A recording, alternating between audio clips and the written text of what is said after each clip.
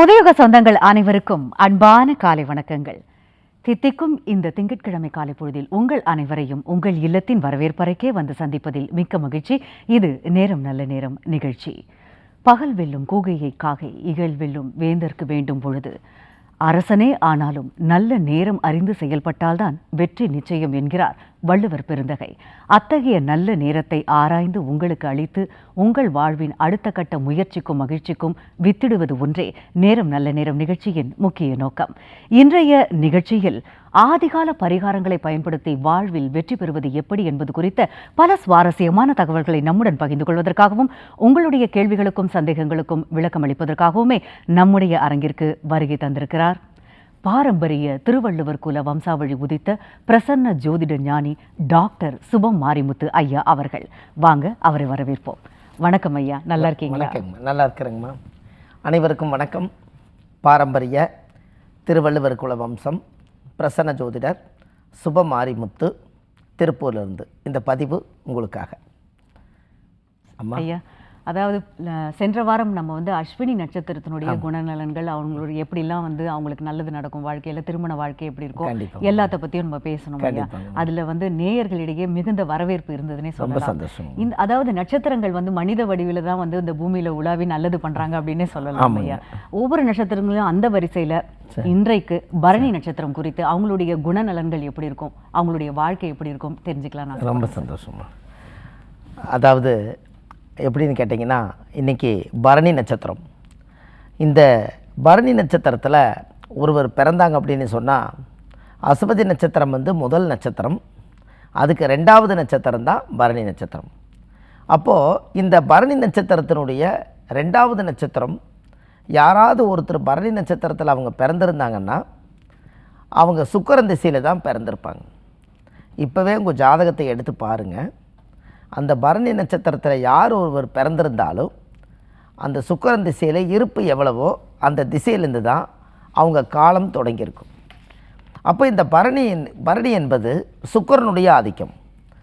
இவங்களுடைய ஒரு கோரிக்கை என்ன அப்படின்னு கேட்டிங்கன்னா, அது சுக்கிரன் என்பது பணம். இந்த பணத்தை தேடி அவங்க ஓடிக்கிட்டே இருப்பாங்க. ஏன்னா சுக்கிரன்னா பணம். இந்த பணத்தினால் அவங்களுடைய வாழ்க்கை ஒரு நல்ல ஒரு பெரிய லெவலில் வளரணும், நம்ம சமுதாயத்தில் நம்ம முன்னுக்கு வரணும். அதுக்கு முதல் மூலாதாரமே பணம் தான். அது எங்கே இருக்குது, அது எந்த ஒர்க் பண்ணுறது, இது எல்லாமே பரணி காலையில் எந்திரிச்சு உட்காந்து யோசிக்கும். அது எதற்காக அப்படின்னு கேட்டிங்கன்னா, சமுதாயத்தில் தனிப்பட்ட முறையில் நம்மளை தெரியணும், நம்மளுடைய திறமை இந்த உலகத்துக்கு காமிக்கணும் அப்படிங்கிறத அந்த பரணி நட்சத்திரம் எடுத்து சொல்லும். இது ஆணாக இருந்தாலும் பெண்ணாக இருந்தாலும் இந்த பரணி நட்சத்திரக்காருக்கு மட்டும் காலையில் எந்திரிச்சொன்னையுமே உண்மையாக உழைக்கணும், நேர்மையாக பாடுபடணும், அந்த வருமானத்தை வச்சு இந்த உலக மக்கள் நலனுக்காக ஏதாவது ஒரு நல்ல சேவைகள் செய்யணும்னு சொல்லி பரணி அந்த யோசனை கொடுக்கும். அதனால தான் ஆதி காலத்தில் முன்னோர்கள் சொன்னாங்க, பரணி நட்சத்திரத்தில் பிறந்திருக்கிறவங்க தரணி ஆளுவாங்கன்னு சொன்னாங்க.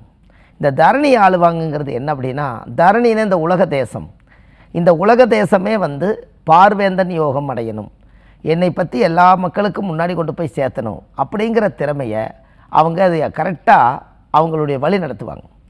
அப்போ இந்த பரணி நட்சத்திரத்தில் ஒருத்தர் பிறந்தாச்சுன்னு சொன்னால் அவங்க சுக்கிரன் திசையில் பிறந்து ஒரு சின்ன குழந்தையில் சுக்கிரன் திசையில் பிறப்பாங்க.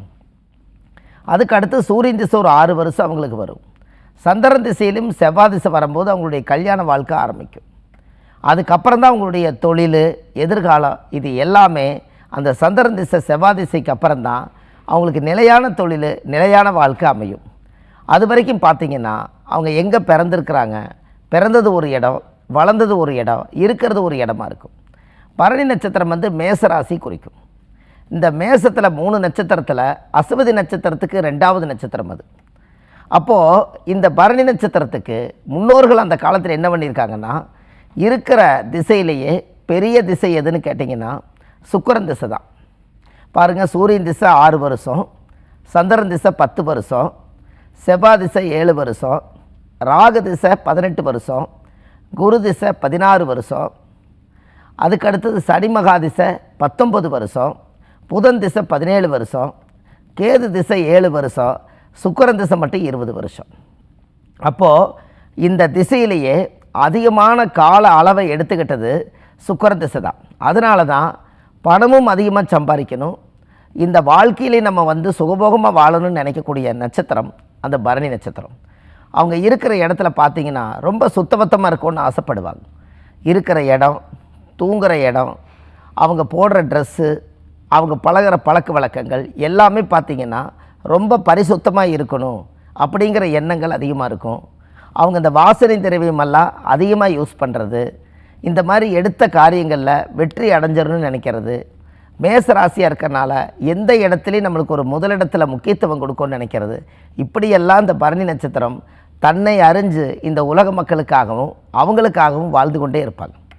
அப்போது இந்த காலகட்டங்களில் அந்த சுக்கிரனுடைய ஆதிக்கம் என்ன அப்படின்னு கேட்டிங்கன்னா, இந்த சுக்கிரன் திசையில் இருக்கிறவங்க பரணி நட்சத்திரம் பிறந்து மேசராசியாக இருக்கிறனால அவங்க கூட பிறந்தவங்க மேலே ஒரு பாசமாக இருப்பாங்க. ஏன்னா அது செவ்வாயோட வீடு, செவ்வாய்னா ரத்த உறவுகள். அதனால் கூட பிறந்தவங்க நல்லா இருக்கணும், அவங்கள நம்ம மேலேற்றி விடணும், அவங்களுக்கு நம்ம சம்பாரித்து நம்மளுக்கும் போக அவங்கள வாழ வைக்கணும், இப்படியெல்லாம் அந்த எண்ணங்கள் அதிகமாக இருக்கும்.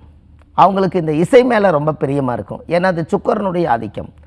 அந்த சரிகம பதனிசா வந்து சுரங்கள் வந்து நல்லபடியாக அவங்களுடைய வாய்ஸ் வரணும்னு சொல்லி இசையை கற்றுக்குவாங்க, அந்த மேள தாளங்களை கற்றுக்குவாங்க.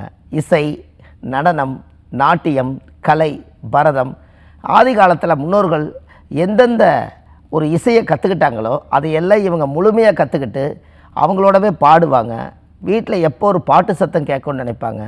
நிறையா அந்த தெய்வீகமான பாட்டுகளை நிறையா கேட்பாங்க. இந்த மாதிரி கடவுள் நம்பிக்கை அதிகமாக இருக்கும். தானம் தர்மம் புண்ணியம் செய்யணுங்கிற எண்ணம் இருக்கும்.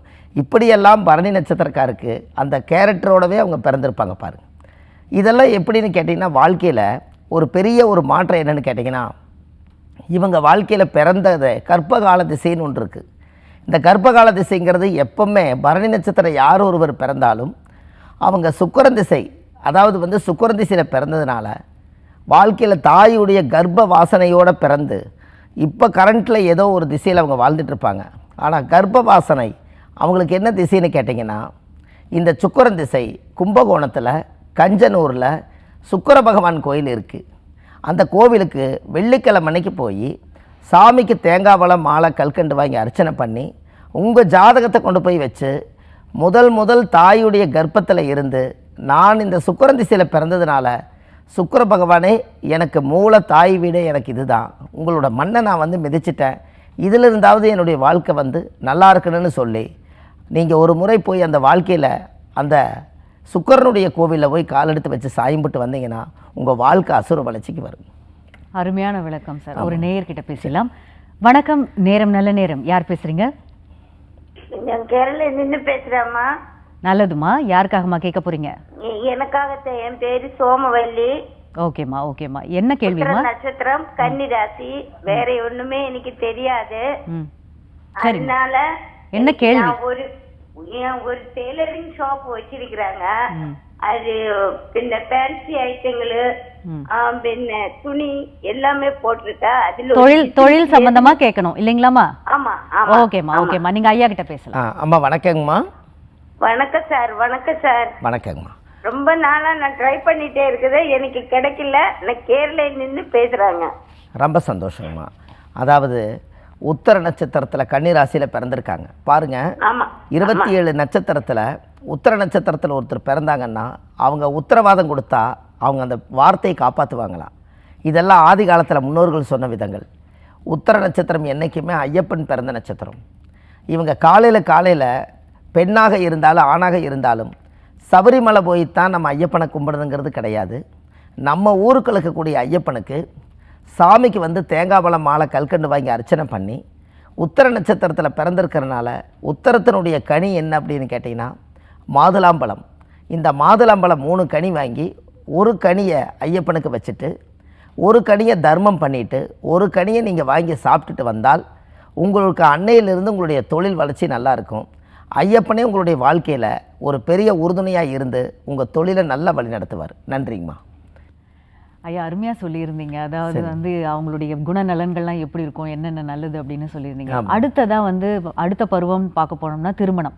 அவங்களுக்கு திருமணம் எப்படி இருக்கும், அவங்களுடைய திருமண வாழ்க்கை எப்படி இருக்கும், குழந்தைகள் அப்படின்ற மாதிரி அதை பற்றி பேசலாம்னு நினைக்கிறோம். கண்டிப்பாங்கம்மா.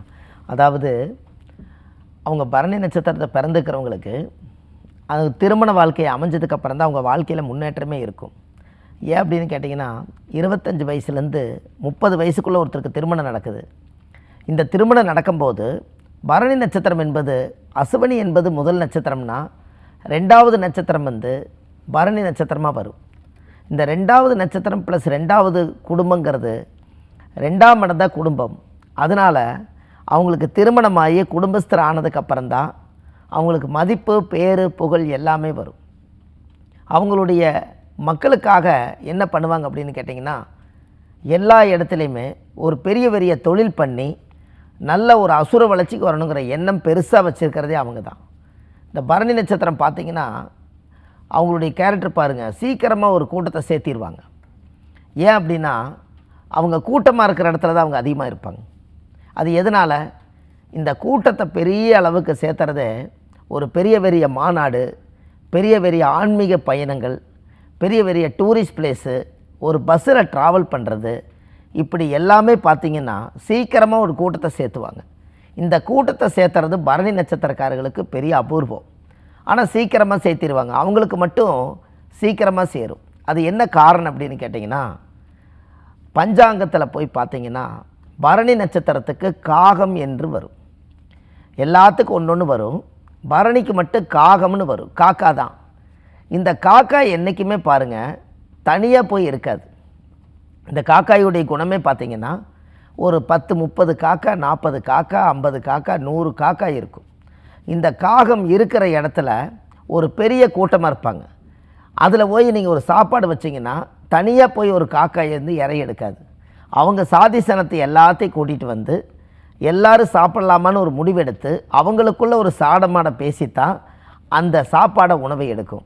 அப்போ தனியாக இருந்து எதுவும் செய்யாது. அப்போ அது இருக்கிற இடத்துல பாருங்கள், காகம் ஒரு மரத்தில் உட்காந்துக்கிற மாதிரியே இருக்கும். ஆனால் பக்கத்தில் மரத்தில் பார்த்தீங்கன்னா 10 காக்கா உட்காந்துருக்கும். அப்போ எப்பவுமே கூட்டு பிரார்த்தனையும் கூட்டாக இருக்கிறதும் பரணி நட்சத்திரம் தான். அதனால தான் அவங்க ஒரு விசேஷம் நடத்தினாங்க கூட வீட்டில் உறவுக்காக ஏங்கிறது. அவங்கள கூப்பிடாமல் நம்ம செய்யக்கூடாது. உறவு தாய் மாமனை கூப்பிடாமல் செய்யக்கூடாது, மாமச்சனை கூப்பிடாமல் செய்யக்கூடாது, பங்காளியில் கூப்பிடாமல் செய்யக்கூடாது. இவங்க தான் அந்த போராட்டத்தவே உருவாக்குவாங்க. அப்படின்னா பார்த்துங்களேன், ஒரு குடும்ப அங்கீகாரம் ஆனதுக்கப்புறம் நாம் எல்லாத்துக்கு முன்னாடியும் நாம் நல்லா செயல்படுத்தி நல்ல பேரு புகழோடு வாழணும்னா நம்ம யாரையும் விட்டு கொடுக்காம எல்லாத்தையுமே அழைச்சித்தான் ஒரு தேவை செய்யணும்னு சொல்லி பரணி எப்பவுமே தனிப்பட்ட முறையில் இயங்கும். அவங்களோட பேச்சும் பாருங்கள், எல்லோரும் நல்லா இருக்கணுங்கிற எண்ணம் அவங்களுக்கு இருக்கும். அவரை வளர்த்தி விட்டுறணும், இவரை வளர்த்தி விட்டுறணும், இந்த எண்ணமெல்லாம் அவங்களுக்கு அதிகமாக இருக்குது. அவங்ககிட்ட ஐடியா கேட்டிங்கன்னா இன்னொருத்தருக்கு வாழ வைக்கிறதுக்கு பெரிய ஐடியா சொல்லுவாங்க. அதுக்கு அவங்க பேச்சை கேட்டவங்க எல்லாமே ரொம்ப பெரிய ஆளாக இருப்பாங்க. ஏன் அப்படின்னா அது 2வது நட்சத்திரம், பணம் தரும் நட்சத்திரம். அசுவனிக்கு 2வது நட்சத்திரம் பணம் தரும் நட்சத்திரம் பரணி. அப்போ இவங்க பேச்சை கேட்டால் சம்பாதிக்கிறதுக்கு என்ன வழிங்கிறத அழகாக சொல்லுவாங்க. இதெல்லாம் தான் வாழ்க்கையில் ஒரு பெரிய மாற்றம். ஐயா, அருமையாக சொல்லியிருந்தீங்க அவங்களுடைய குணநலன்கள் எல்லாத்த பற்றியும். எங்களுக்கு இன்னொரு டவுட்டு சார். அதாவது நீங்கள் காகம் அப்படின்னு அவங்களுக்கு உரிய பறவைன்னு ஒன்று சொன்னீங்க, அது கூட்டமாக வாழும். இவங்க கூட்டமாக எந்த பிஸ்னஸ் பண்ணாலுமே சக்ஸஸ் ஆகுமா? அவங்களுக்கு அணியக்கூடிய கலர் ஏதாவது பர்டிகுலராக இருக்கா? அதை பற்றி கொஞ்சம் சொல்லணும். அது எப்படின்னு கேட்டிங்கன்னாங்கம்மா, அதாவது பரணி நட்சத்திரக்காருக்கு காகம் அப்படிங்கிறது அதோட வாகனம்ங்க. அப்போது காகம் வாகனமாக இருந்துச்சுன்னா, இப்போது ஒரு உதாரணத்துக்கு சொல்கிறேங்க, நீங்கள் பரணி நட்சத்திரத்தில் யார் ஒருவர் பிறந்திருந்தாலும் அவங்களுக்கு தீராத கஷ்டங்கள் எவ்வளோ வேணாலும் இருக்கட்டுங்க. எத்தனையோ முன்னோர்களுடைய கர்மா பற்றி எல்லாம் நிறைய கஷ்டப்படுறேன்னு அவங்க சொல்லலாம். தொழில் என்னால் வளர்ச்சி அடைய முடியலைங்களா, என்னால் பணக்காராக முடியல, என்னால் வருமானம் என்னால் தேட முடியல, எனக்கு காலையில் எழுந்திரிச்சா எனக்கு நெகட்டிவாகவே இருக்குது, எனக்கு பாசிட்டிவே கிடைக்க மாட்டேது அப்படின்னா நீங்கள் மெயினாக ஒரு ஆதிகால பரிகாரத்தை தெரிஞ்சுக்கங்க. காலையில் எழுந்திரிச்சு நீங்கள் சாப்பிடும்போது நீங்கள் சாப்பிட்றதுக்கு முன்னாடி ஒரு சின்னதாக ஒரு தலவாழை இலையில் ஒரு இலை, ஒரு பிட்டு இலை ஒன்று எடுத்து நீங்கள் சாப்பிட்றதுக்கு முன்னாடி கடவுளை நினச்சி, உங்கள் குலதெய்வத்தை நினச்சி, உங்கள் முன்னோர்களை எல்லாம் நினச்சி காலையில் சாப்பிட்ற சாப்பாடில் கொஞ்சம் எள்ளு கலந்து, எள்ளு தான் சனி பகவான், சனியோட வாகனம் தான் காகம். தினமும் காலையில் சாப்பாடு பரணி நட்சத்திரக்கார் வச்சுட்டு வந்தால் அந்த காகம் அந்த பரணி நட்சத்திரக்கார் அவருடைய சொந்த வீடு மாதிரி காகம் வந்து அதோட இனம். அதனால் அவரோட வீட்டில் வந்து அவர் சாப்பிட்டு போகிற மாதிரி ஒரு விருந்தாளிக்கு நீங்கள் விருந்து வச்ச மாதிரி வச்சு மனசார அவங்க சாப்பிட்டுச்சுன்னா உங்கள் வாழ்க்கையில் அந்த காகம் வாயில்லாத ஜீவன் உங்களை மனசார வாழ்த்தும். என்ன நினச்சி வாழ்த்தும்னா, என்னையும் நினச்சி காலையில் எந்திரிச்சு உன்னோட வேலையெல்லாம் விட்டுட்டு எனக்காக ஒரு பிடி சோறு எடுத்து வச்சியே, உன் கஷ்டம் உன்னுடைய கர்மா எது இருந்தாலும் நான் நிவர்த்தி பண்ணுறதுக்காக கடவுள்கிட்ட நான் வந்து வேண்டிக்கிறேன். எனக்கு இந்த சாப்பாடு வச்சதுக்கு பாலூத்தன வீட்டுக்கு பாதகம் நினைக்கக்கூடாதுன்னு சொல்லி அந்த சாப்பிட்ட சாப்பாட்டுக்கு உண்டான பலனை அந்த வீட்டில் கொடுத்துருங்களா. அப்போ பரணி நட்சத்திரத்தில் பிறந்திருக்கிறவங்க காலையில் நான் இட்லி தாங்க செஞ்சேன் அப்படின்னா கூட இட்லியை உதுத்து அதுக்குள்ளே கொஞ்சம் எள்ளு போட்டு உப்புமாவாக இருந்தாலும் சரி, சாப்பாடாக இருந்தாலும் சரி, தயிர் சாதமாக இருந்தாலும் சரி, இப்படி காலையில் நீங்கள் சாப்பிட்ற பலவிதமான சாதத்தில் கொஞ்சம் எள்ளு கலந்து காகத்துக்கு நீங்கள் சாப்பாடு வச்சு நீங்கள் தினமும் வச்சுட்டு வந்தீங்கன்னா உங்கள் வாழ்க்கை அசுர வளர்ச்சிக்கு வரும். அதே போல் உங்களோட செல்ஃபோன் இருக்கும். எத்தனையோ டிபி நம்ம வைக்கிறோம். முருகனை வைக்கிறோம், விநாயகரை வைக்கிறோம், சிவனை வைக்கிறோம், அம்மா போட்டா வைக்கிறோம், எல்லாமே வைக்கிறோம். ஒரு இத்தினோண்டு ஒரு இடத்துல காலையில் எழுந்திரிச்சு காகமுத்தருடைய முகத்தில் முழிச்சால் பரணி நட்சத்திரக்காரர் பெரிய ஆள் ஆயிடுவாங்க. ஏன் அப்படின்னா பரணி நட்சத்திரம் தான் காகம். அதனால் காகம் வந்து உங்களோட ஃபோன்லேயோ உங்கள் வீட்லேயோ அந்த காகம் ஒரு சிலை இருந்தாலோ உங்கள் வாழ்க்கையில் அது உங்களை வாழ்த்திக்கிட்டே இருக்கிறக்கா நீங்கள் நல்ல நிலைமைக்கு வந்துடுவீங்க. இதெல்லாம் நீங்கள் செஞ்சு பாருங்கள். ஆதி காலத்தில் முன்னோர்கள் வீட்டு மேலேயே காகம் உட்கார்ந்துருக்கும். உங்களுக்கு ஒன்று தெரியுமா? அதாவது வந்து காக்கா கத்துனா விருந்தாளி வரும்னு சொன்னாங்க. விருந்தாளி வந்து சாப்பாடு செஞ்சு எல்லா நாளும் அந்த கூரை வீட்டில் சாப்பாடே இருக்காது. அன்னைக்கு இங்கே ஒரு விருந்தாளி வரும்போது ஒரு இலையில சாப்பாடு செஞ்சு சாப்பிட்டது போக அந்த குப்பையில் கொண்டு போய் போட்டுருவாங்க. அங்கே யாரோ விருந்தாளி வந்துக்கிறாங்கன்னு காகம் நினச்சி 10 காக்காயை கூட்டிகிட்டு வந்து இந்த வீட்டில் விருந்து நடக்குது, நம்மளும் வந்தால் சாப்பிட்லான்னு சொல்லி காக்கா கத்துனா விருந்தாளி வருவாங்கன்னு சொன்னது விருந்தாளி வந்ததுக்கப்புறம் காக்கா கத்துச்சான். இதுதான் அந்த காலத்து பழமொழி. அப்போ இப்படியெல்லாம் செஞ்சுருக்காங்க பாருங்கள். அருமை சார். அவங்களுக்கான கலர் சார் எந்த ட்ரெஸ் போட்டால் நல்லாயிருக்கும்? நிகழ்ச்சியினுடைய நிறைவு பகுதியை ரொம்ப சந்தோஷம். இதையும் சொல்லிட்டு அப்படியே வந்து இந்த ஆதிகால பரிகாரங்கள் புத்தகங்கள் குறித்தும் உங்களை எப்படி சந்திக்கலாம் என்பது குறித்தும் நேயர்களோட ரொம்ப சந்தோஷம். அந்த காலத்தில் முன்னோர்கள் வெண்பட்டு, சுக்கரன் திசையில் யார் பிறந்தாலும் வெண்பட்டு என்று சொல்லுவாங்க. ரொம்ப ஒயிட்டாகவும் இல்லாமல் ரொம்ப பிளாக்காகவும் இல்லாமல் வெண்பட்டு அப்படின்னா மஞ்சள் கொளிச்ச மாதிரி. அந்த காலத்தில் அந்த வெண்பட்டுங்கிறதே பார்த்திங்கன்னா ஆதி காலத்தில் மாப்பிள்ளைக்கு வேட்டி சட்டை தைப்பாங்க, அதுதான் வெண்பட்டுன்னு சொல்லுவாங்க. அந்த வெண்பட்டு என்றைக்குமே மாதத்தில் ஒரு நாள், வருஷத்தில் ஒரு நாள், இப்படி ஏதாவது ஒரு நாள் நம்ம உடம்புல உடுத்தணும். அதுதான் முன்னோர்களுடைய பழமொழி. அப்படி என்னால் உடுத்த முடியலைங்க அப்படின்னா அந்த வெண்பட்டாக இருக்கக்கூடிய கையில் ஒரு கர்ச்சீப்பாக நீங்கள் வச்சுக்கிட்டீங்கன்னா நீங்கள் சுக்கரனை நீங்கள் கையில் வச்சுக்கிறது போல் அர்த்தம். இப்படியெல்லாம் செஞ்சுட்டு வாங்க. இதெல்லாம் இந்த ஆதிகால பரிகாரத்தில் முன்னோர்களுக்காக இதெல்லாம் எழுதி வச்சது. இன்றைக்கி மக்களுக்கு இது நல்லா பொருந்தது. இது மாதிரி ஒரு விஷயங்களை எல்லாம் நீங்கள் கண்டிப்பாக தெரிஞ்சுக்கணும். இந்த புத்தகம் பார்த்திங்கன்னா 1736 பரிகாரம் கொண்ட புத்தகம். இது ஒரு பெரிய லெவலில் அது எழுதி எல்லா மக்களுக்கும் வீட்டுக்கே வந்து ஒரு டெலிவரி கொடுக்குற மாதிரி வச்சுருக்கோம். நம்மளை சந்திக்கணும் அப்படின்னா சென்னையில் வடபழனியில் நம்மளுடைய அலுவலகம் இருக்குது. அங்கே சனி ஞாயிறு திங்கள் ஜோதிடம் பார்க்குறோம், மற்ற தினங்கள் திருப்பூரில் பார்க்குறோம். இது எல்லாம் பார்த்து வாழ்க்கையில் நீங்களும் நல்லா இருக்கணும் என்று சொல்லி பாரம்பரிய திருவள்ளுவர் குலம் பிரசன்ன ஜோதிடர் சுப மாரிமுத்து வாழ்வது ஒரு முறை, வாழ்த்தட்டும் தலைமுறை. நன்றி, வணக்கம். நன்றி ஐயா. வணக்கம். இந்நிகழ்ச்சியை பார்த்து கொண்டிருக்கும் அத்துணை பேருக்கும் இந்நாள் இனிய நாளாக அமையட்டும். புதுயுகத்துடன் இணைந்திருங்கள், மகிழ்ந்திருங்கள். நீங்கள் காண தவறிய நிகழ்ச்சிகளை புதுயுகத்தின் சமூக வலைதளங்களில் காண தவறாதீர்கள். மீண்டும் சந்திப்போம். நன்றி, வணக்கம்.